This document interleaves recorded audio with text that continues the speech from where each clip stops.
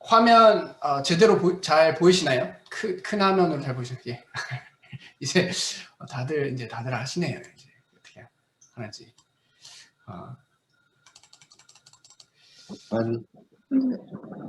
네.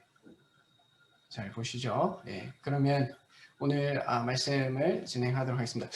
우리가 이제 2021년도 대구 중부교회 이제 표가 뭔지 혹시 기억하실지 모르겠어요. 그 표는 저희가 공지하였고 또 말씀 가운데 이야기했던 것처럼 존귀한 삶을 살자라는 겁니다. 오늘 한 해에 우리가 존귀한 삶을 살아보자. 존귀한 삶이라는 것은 결국 주님을 위해서 사는 삶이 존귀한 삶이라고 말씀드렸습니다. 그래서 존귀한 자는 존귀한 일을 계획하나니 그는 항상 존귀한 일에 서리라 라고 말씀하셨습니다.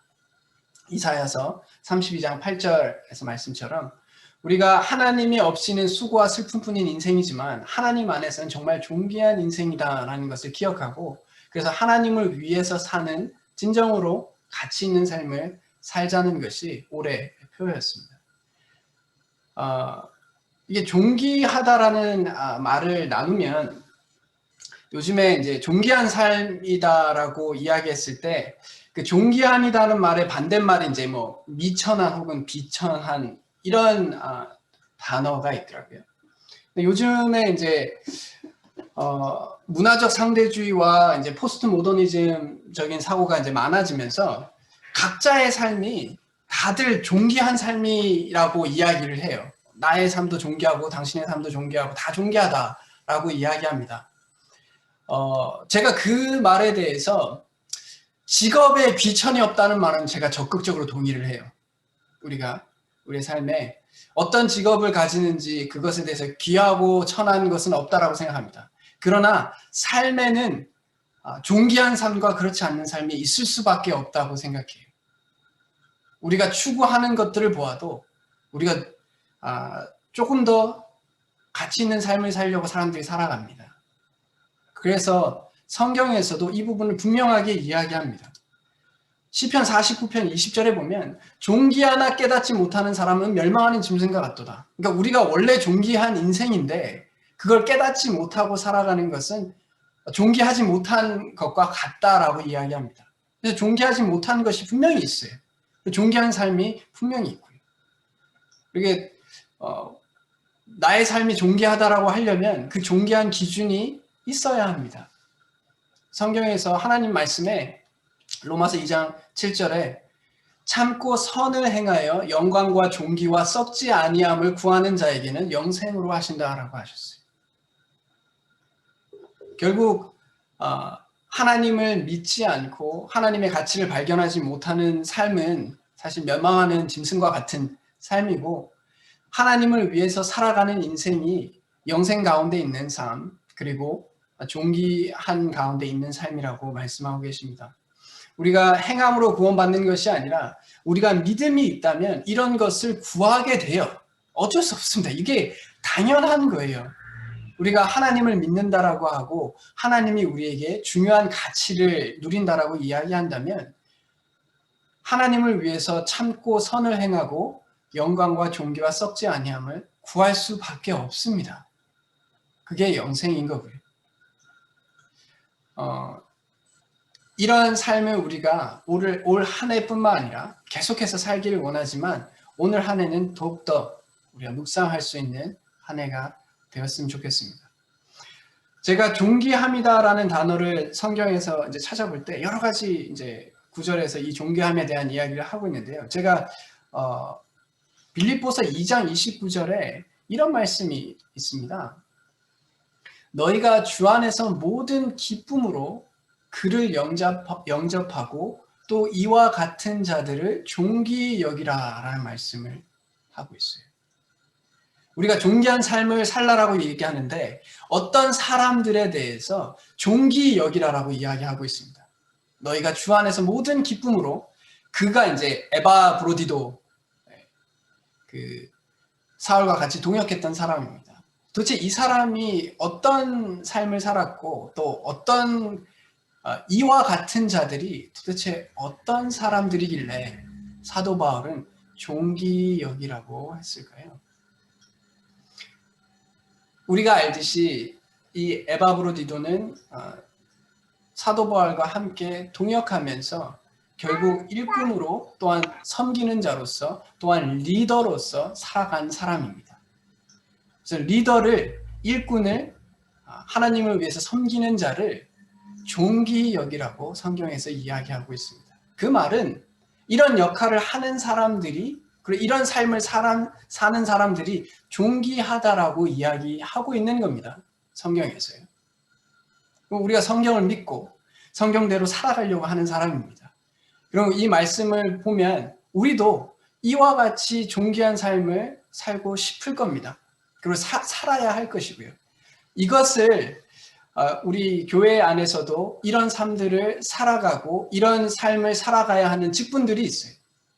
우리가 이걸 리더라고 하죠. 각 부서들을 맡으신 일꾼들이나 목장이나 부목장님이시나 장로님들이시나 부서를 담당하고 계신 분들이 이와 같은 역할들을 해주고 계십니다.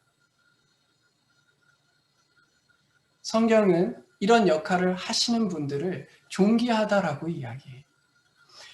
여기서 우리가 오해하지 말아야 할 것은 직분이 가지는 것으로 직분이 존귀하단 말이 아닙니다.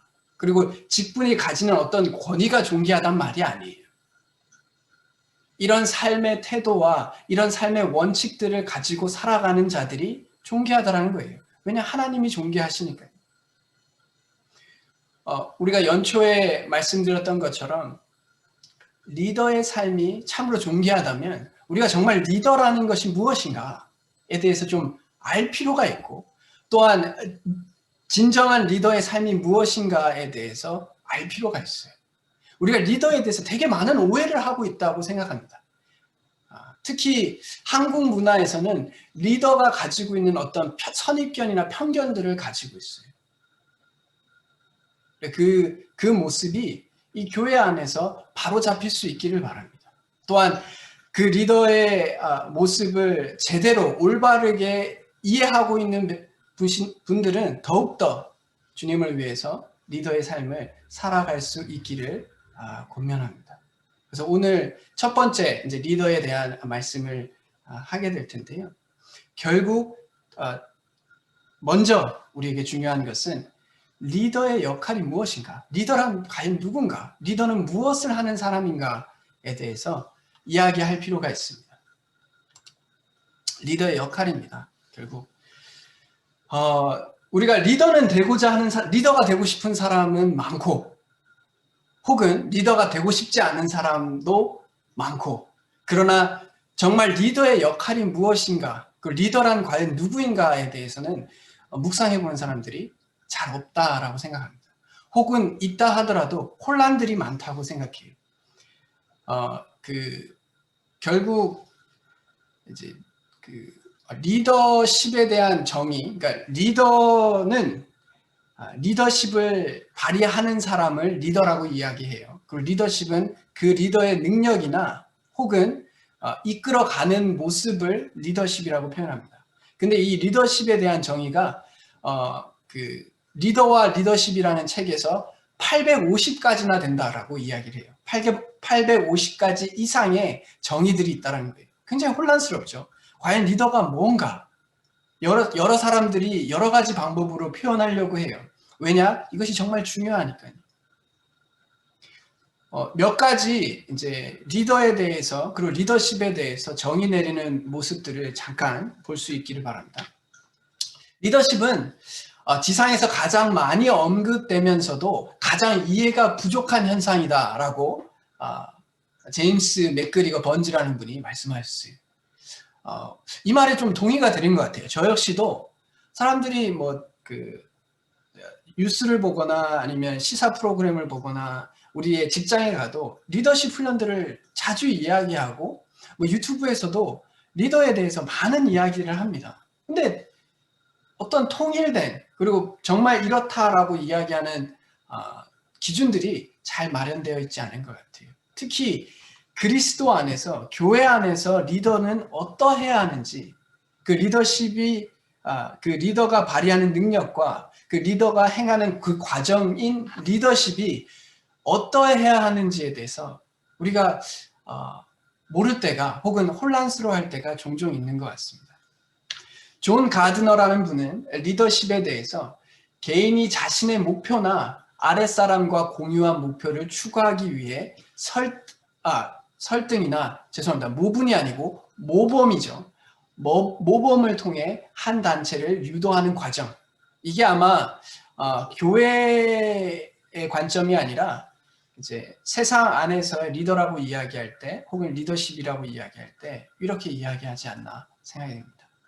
결국 개인이 어떤 조직의 목표를 위해서 주변 사람들을 설득하고 모범을 통해서 한 단체를 그 목표로 이끌어가는 과정을 리더십이라고 이야기하는 것 같습니다. 이제 또 다른 분은 조금 더 단순하게 이야기하세요.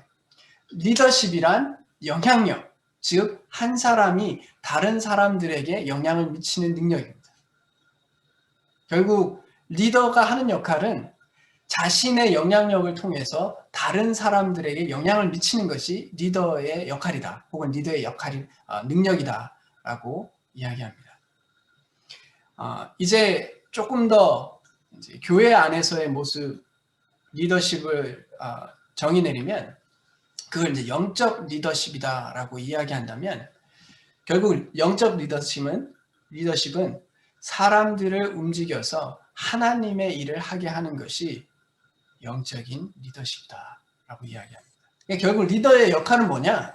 다른 사람들을 움직여서 하나님의 일을 하게 하는 것이. 저는 이 정의가 단순하면서도 핵심을 이야기하고 있다라고 생각해요. 결국 리더의 역할은 다른 사람들을 움직여서 하나님의 일을 하게 하는 겁니다. 이게 본질이에요.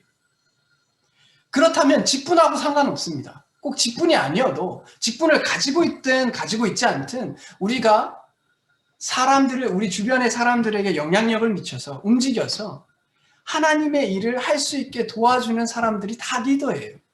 가정에서 우리가 리더들이 있고요. 직장에서도 리더들이 있고요. 교회에서도 리더들이 있습니다. 그리고 사실 모든 성도들은 이 리더의 마음가짐이 필요합니다. 왜냐하면 하나님께서 이것을 우리에게 명령하셨거든요. 지상 명령이 이거 아닌가요? 결국 전도를 해서 구원받고 세례받는 것도 사람들을 움직여서 하나님의 일을 하게 하는 거죠. 예수님께서 가르친 것을 모두 지키게 하는 것도 사람들을 움직여서 하나님의 일을 하게 하는 겁니다. 결국 제자가 리더예요. 그리스도인이 제자이고 제자가 리더입니다. 그것이 리더들 중에 이제 직분으로 맡아서 리더의 일을 하시는 분들이 있을 뿐이지 모든 사람들이 리더의 역할들을 하는 것이 그리스도인이다라고 생각합니다.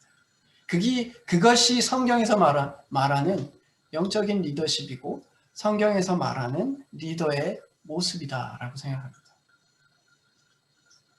그리고 이것을 우리의 올해 목표와 같이 연관해서 이야기하자면 영적 리더십은 결국 사람들을 움직여서 존귀한 일을 하게 하는 것입니다. 존귀한 일을 하게 하는 것입니다. 결국 존귀한 일이란 하나님과 관련한 모든 일입니다. 하나님과 가깝게 되는 것, 하나님을 위해서 하나님을 만나게 돕는 것, 존귀하신 하나님의 말씀을 묵상하게 돕는 것, 존귀하신 하나님께 기도하도록 돕는 것, 존귀하신 하나님을 위해 섬길 수 있도록 돕는 것, 존귀한 성도들과 교제하도록 돕는 것, 이것이 결국 리더입니다. 그것이 리더의 역할이에요.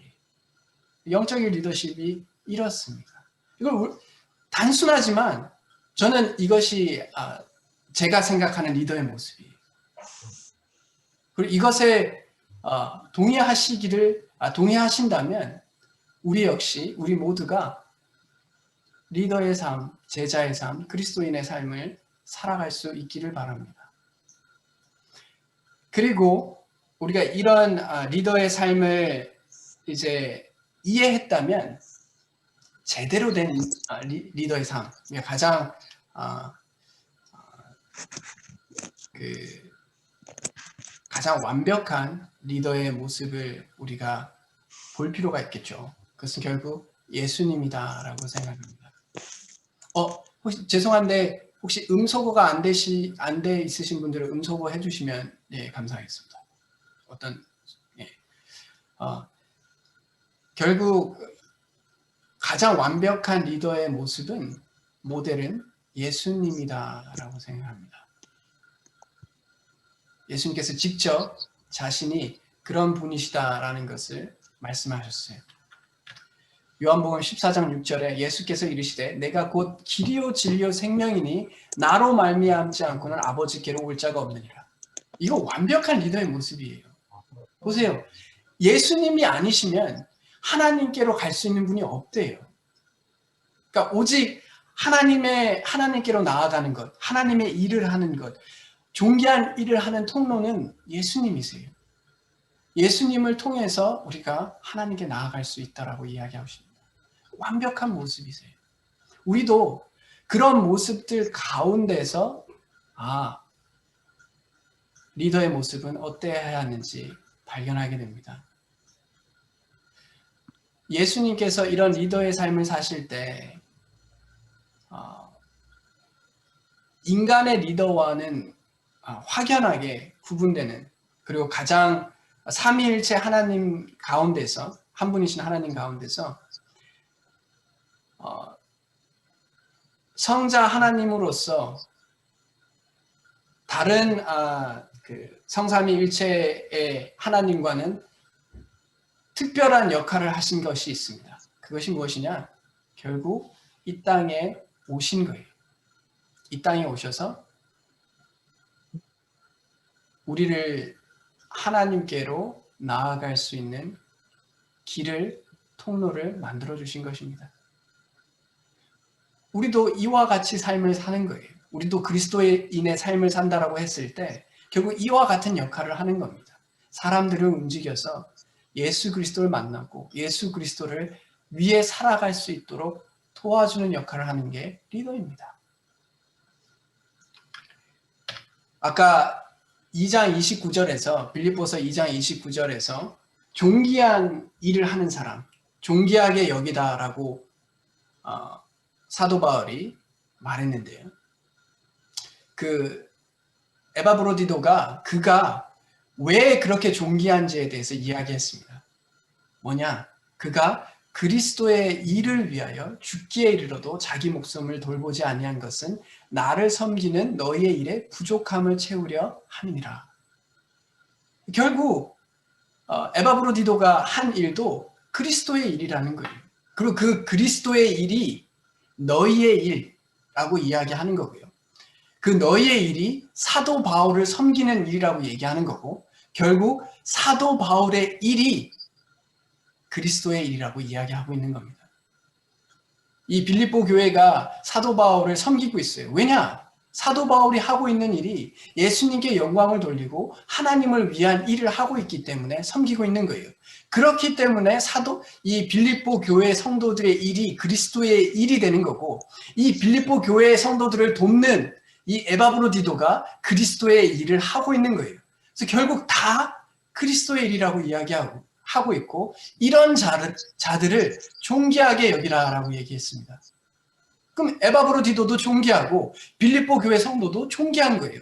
또 사도 바울도 존귀한 일을 하고 있는 겁니다. 존귀의 여김을 받으라라고 이야기하고 있는 겁니다. 영적 리더십이란 사람들을 움직여서 존귀한 일을 하게 돕는 것이 리더십의 본질입니다. 우리가 이 일들을 하기 위해서 부름을 받았어요. 우리가 이 일을 하기 위해서 리더로서, 제자로서, 그리스도인으로서 살아갑니다. 그런데 이 일을 해갈 때 예수님께서 이 땅에 오셨을 때 리더가 하나님과 우리들 사이의 중보자로서 가장 완벽한 리더의 삶을 사신 분으로서 가장 중요한 모습이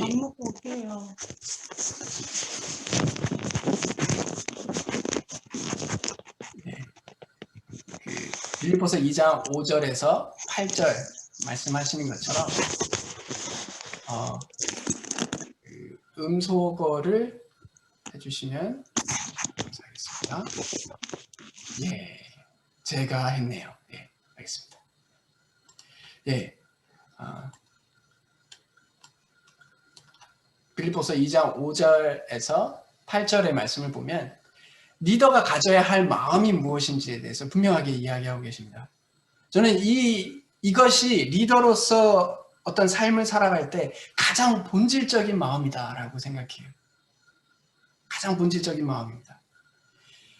그리스도 예수의 마음이니 자기를 비워 종의 형체를 가지사 사람들과 같이 되셨고 사람의 모양으로 나타나사 자기를 낮추시고 죽기까지 복종하셨으니 곧 십자가에 죽으심이라 라는 겁니다. 하나님과 우리를 다시 그 관계를 다시 회복시키기 위해서 누군가는 하나님께서 이 땅에 오셔서 우리처럼 되셔야 됐어요.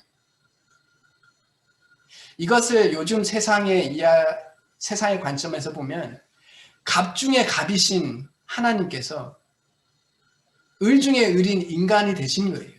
그리고 을 중에 을 중에서도 가장 낮은 자로 오셨어요.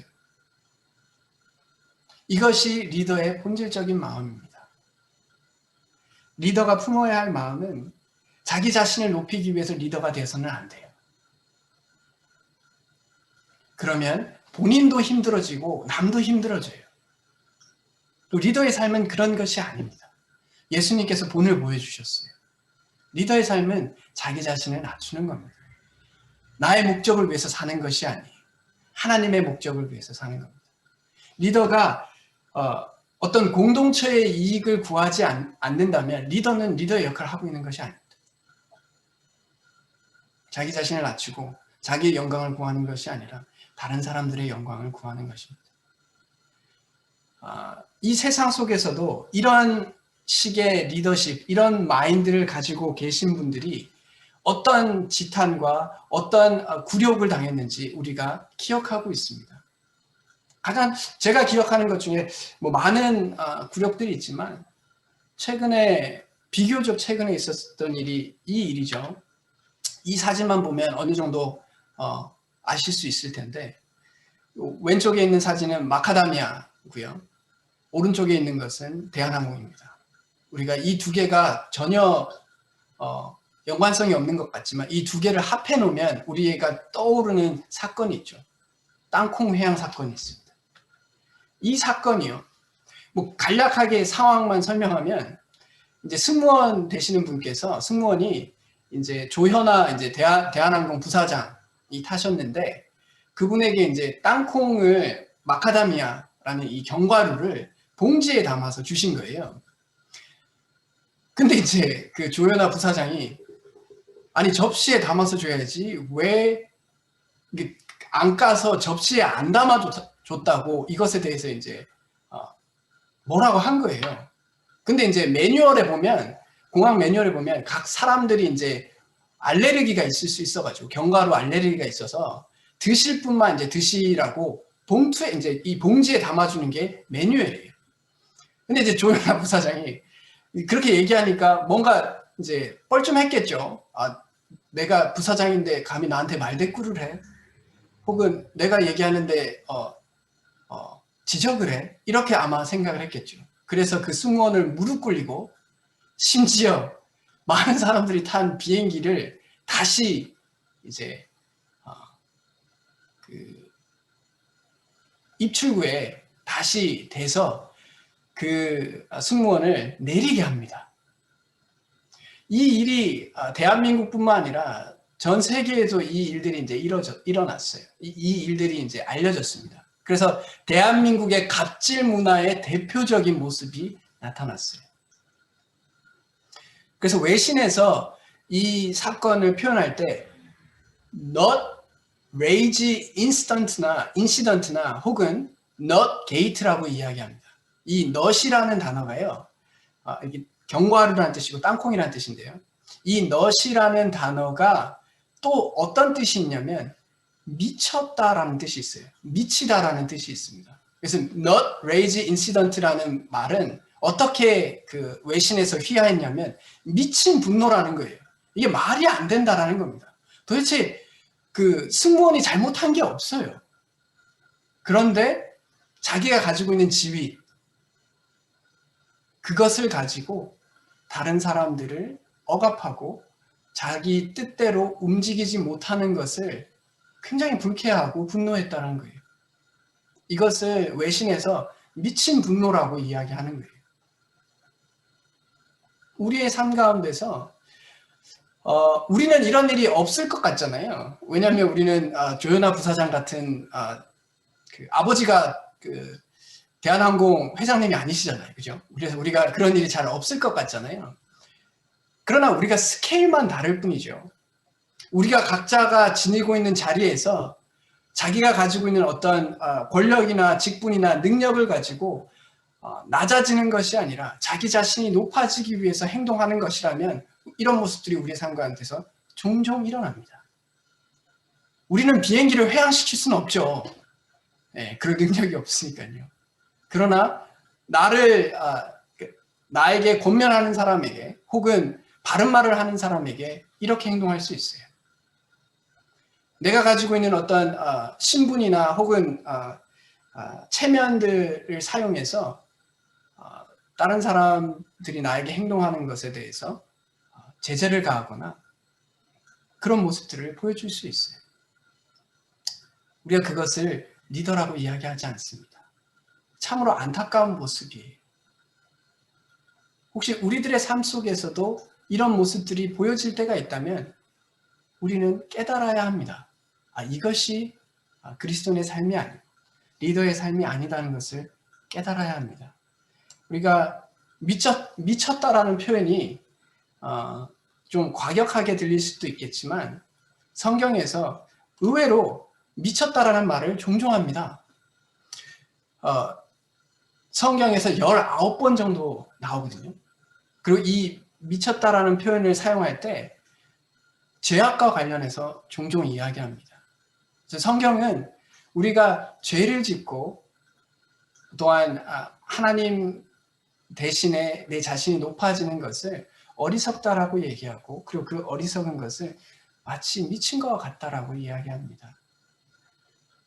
특히 그리스도인들이 이런 모습을 보일 때 세상에서 참 그리스도인들을 바라보는 시각들이 안타까울 수밖에 없어요. 우리가 그리스도 안에서 리더라고 이야기할 때는 이런 모습이 아니어야 합니다. 그래서 저는 이렇게 생각해요. 성경에서 말하는 리더십의 가장 본질적인 모습은 스스로 낮아지는 것이고 그것을 요즘 시대의 말로 표현하면 스스로 을이 되는 겁니다. 스스로 을의 위치에 자원해서 을의 위치에 되려고 하는 거예요. 갑의 능력이 있을지라도 을의 위치에 서는 겁니다. 우리가 새신자분들에게 혹은 교회 이제 성도님들에게 리더로서 그분들을 대할 때 우리가 양보하잖아요. 스스로 을의 위치에 가잖아요. 그분들이 하나님의 말씀을 믿지 않을 때 우리는 계속해서 복음을 나눠요. 성도님들이 바른 길로 갈 수 있도록 함께 모일 수 있도록 계속해서 권면해 갑니다. 이런 일들이 사실 갑이면 하지 않겠죠. 갑의 행동이 아니잖아요. 갑은 시키죠. 혹은 갑은 이제 안 하면 그만이죠 라고 이야기하죠. 그러나 리더는 을의 입장에서 항상 섬겨주시는 거예요. 마치 어린아이가 태어났을 때 부모는 을의 입장이 됩니다. 갑이 아이죠. 어린아이가 갑이에요. 왜냐? 연약하고 그들을 위해서 섬겨야 되는 것이 부모이고 성숙한 사람이 해야 할 역할이기 때문에 그렇습니다. 사도 바울이 많은 문제가 있는 고린도 교회에 이런 이야기를 합니다. 우리는 그리스도 때문에 어리석으나 너희는 그리스도 안에서 지혜롭고 우리는 약하나 너희는 강하고 너희는 존귀하나 우리는 비천하다라고 이야기합니다. 이 말이 무슨 말일까요? 여기서 말하는 우리는 사도들을 비롯해서 하나님의 일꾼들을 이야기합니다. 고린도 교회의 성도들이 하나님 밖에서는 지혜롭고 강하고 비천해요. 그래서 사도 바울의 일꾼들이 스스로 그리스도 안에서 을이 되는 거예요. 우리가 너희들이 보기에는 어리석은 행동들을 하는 것 같고, 너희들이 보기에는 약한 것 같고, 너희들이 보기에는 비천한 모습처럼 너희들에게 나아간다라고 이야기합니다. 이게 리더의 모습이에요. 리더는 어떨 때는 어리석어 보이고요. 어떨 때는 약해 보이고요. 어떨 때는 비천해 보이는 일들을 하는 사람들입니다. 그리고 이것은 마지막 때가 되면 그 상황이 반전이 돼요. 왜냐? 이 세상이 아직 하나님의 나라가 완전히 임한 것이 아니기 때문에 그렇습니다. 마치 예수님께서 히브리서 12장 2절에 믿음의 주여 또 온전하게 하시는 이인 예수를 바라보자. 그는 그 앞에 있는 기쁨을 위하여 십자가를 참으셨다라고 이야기합니다. 을의 입장이 되신 거예요. 십자가에서 죽으신 거죠. 왜냐? 하나님의 나라가 있기 때문입니다. 하나님 보좌 우편에 지금 앉아 계신 거죠. 한국에 이제 제가 다니는 대학원을 졸업하신 이제 목회자분들이 한국에 이제 몇몇 분들이 계십니다. 그런 모임들이 있어요.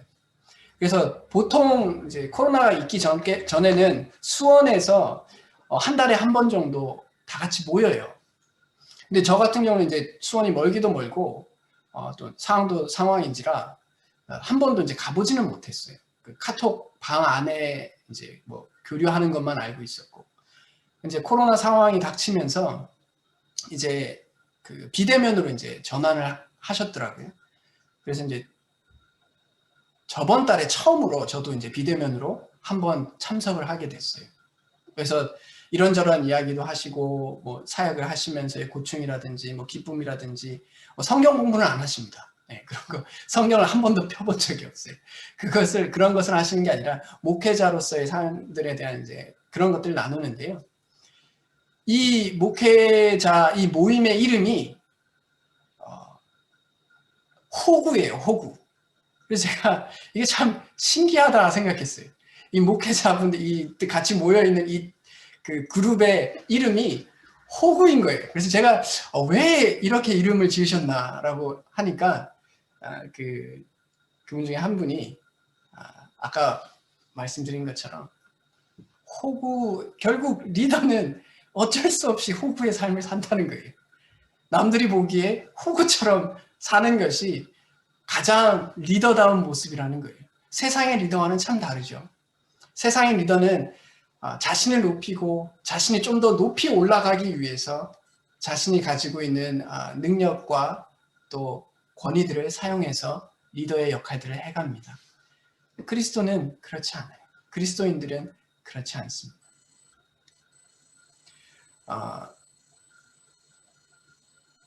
얼마 전에 작년에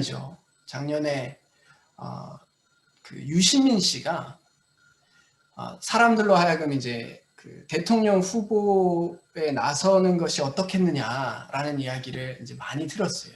근데 그분이 그런 얘기를 들을 때마다 항상 난 절대 그러지 않을 것이다. 절대 대통령 후보로 출마하지 않을 것이다 라고 계속 이야기를 합니다.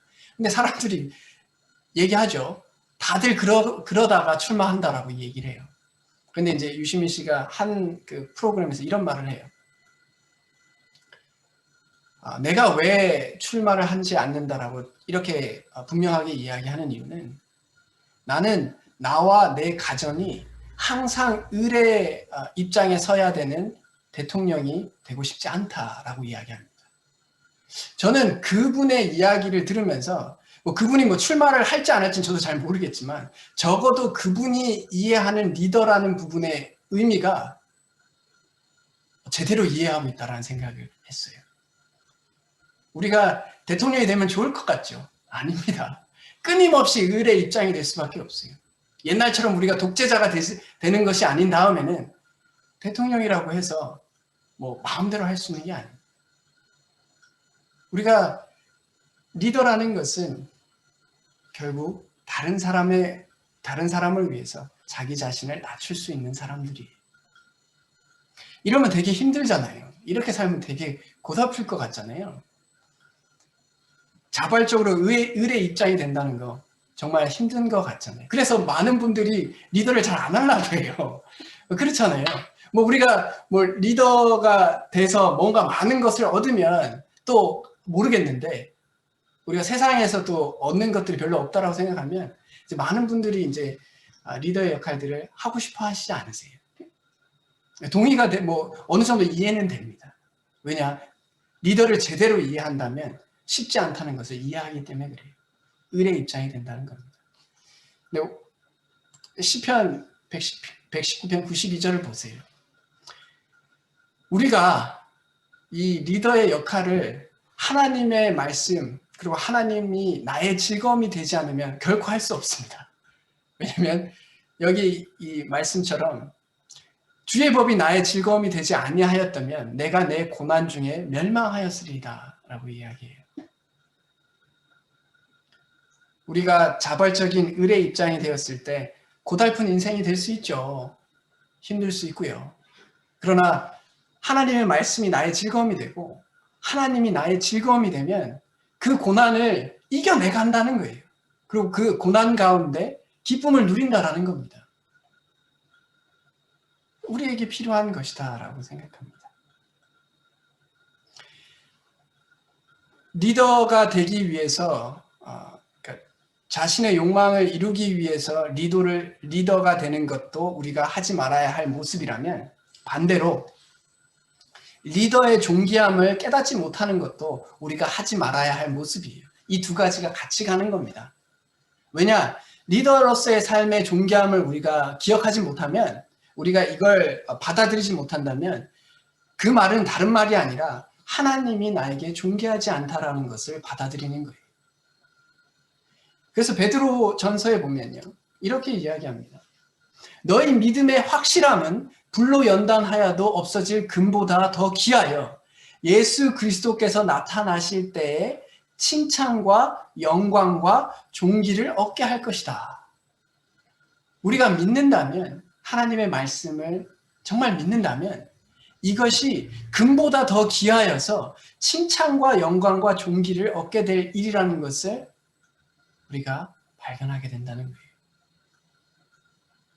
그럼 우리가 주님을 위해서 리더의 삶을 사는 것을 견뎌가는 겁니다. 견뎌갈 뿐만 아니라 기쁨 가운데 그 일을 해나갈 수 있다는 겁니다. 그게 리더가 가져야 할 본질적인 덕목이에요. 하나, 다시 말씀드리면, 리더는 사람들을 움직여서 존귀한 일을 하게 돕는 사람들입니다. 그리고 그 일을 하기 위해서 가장 본질적으로 중요한 것은 자기 자신을 낮추는 거예요. 자발적으로 을이 되는 겁니다. 그리고 그 리더의 역할의 존귀함을 깨닫는 겁니다. 이 두 가지가 우리 마음 가운데 있다면 우리는 리더의 삶을 살고 있는 거예요. 어떤 직분이든지 상관없습니다. 우리가 무엇을 하든 이 마음 가운데 있다면 우리는 그리스도인의 삶을 살 수 있고, 제자의 삶을 살 수 있고, 리더의 삶을 살 수 있습니다. 앞으로 우리 모두가 이런 삶을 살아가는 것을 존귀하게 여기며 살아갈 수 있도록 간절히 바랍니다. 이 교회 안에서 리더의 역할이라는 것이 무엇인지 우리가 제대로 이해하고 살아갈 수 있었으면 좋겠습니다. 결국 교회에 이런 마음들을 가지신 분들이 많으면 많을수록 교회는 점점 존귀한 일에 참여하는 사람들이 될 수 있겠죠. 우리가 그렇게 살아갈 수 있기를 간절히 바랍니다. 다 같이 기도하겠습니다.